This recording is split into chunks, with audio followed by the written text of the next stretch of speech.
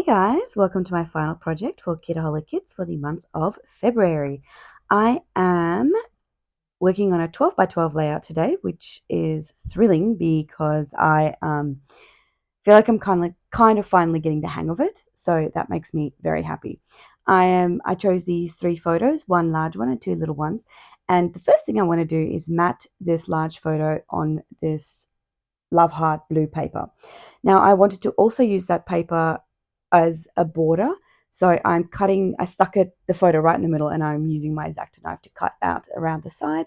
And then I'm going to use my scissors to sort of tidy that up a little bit to make it look more even. Now, as I was saying, I'm very happy that I'm kind of getting the hang of 12 by 12 layouts. For me, the trick is to use larger photos rather than small photos, and that I think makes me more comfortable. So I've got one large one, 2 small ones, and this is all about the day that Justin went to Emila's school to be her parent helper in the class, and she was very, very thrilled to have him there.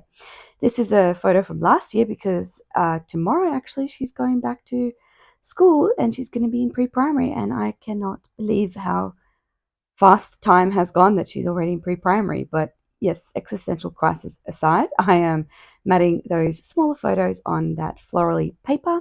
And because that paper is so busy, it kind of creates a nice, colorful element as a mat, but you can't really see the busyness, if that makes sense.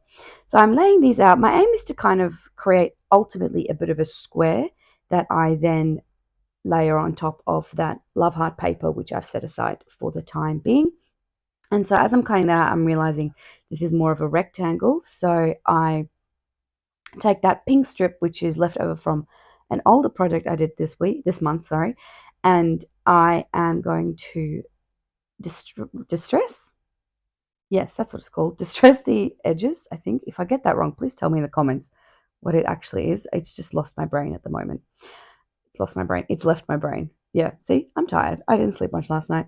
Moving on. I'm going to add that strip to the top and the bottom to add to my square cluster. I do have to reposition it a little bit, but I really like how it turned out ultimately. It doesn't create an exact square, but it does a good enough job that I feel like I can move on. So now I'm taking that entire cluster and I am matting that on this butterfly paper. Again, it captures the colors from that paper, but it doesn't capture the busyness from that paper. So it's nice for me to mat these types of photos onto bright colored paper that I wouldn't necessarily easily use otherwise. So now I am sticking down my big photo cluster and I'm going to move on to embellishing. It's funny, as I'm watching this, I was reminded of what I was listening to, and it just came back to me, and I was listening to Untamed by Glennon Doyle as I was sticking these little, what do you call them, clusters on my layout, and she was talking about her wife. And so I was just like, have such a vivid memory of listening to that as I was doing this, which is interesting. Does that happen to anyone else where you film a video or you watch yourself creating something and then you're reminded of exactly what it is you were listening to or what you were doing? Anyway, that was a big tangent. I apologize. I am following the rules of threes with this particular layout. So I'm creating 3 little clusters.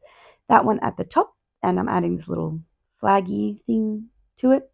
And then I'm doing a smaller cluster to the right, and then the biggest cluster is down the bottom here.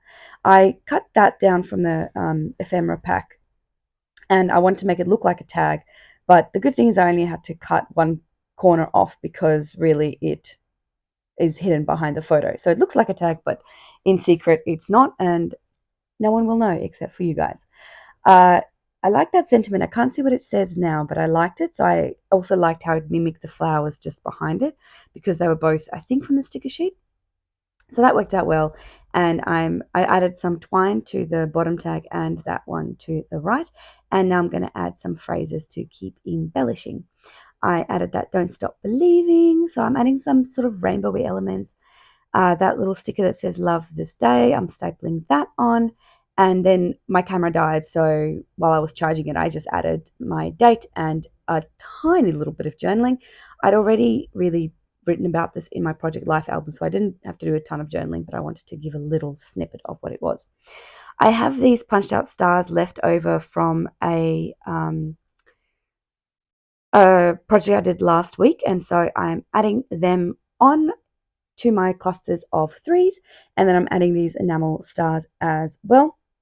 Again, no rhyme or reason. I'm just kind of following the exact rules as what I did in that previous layout, and I've done a few now, so you can kind of have a look at those if you want to see more of an in-depth process of how I stick these on.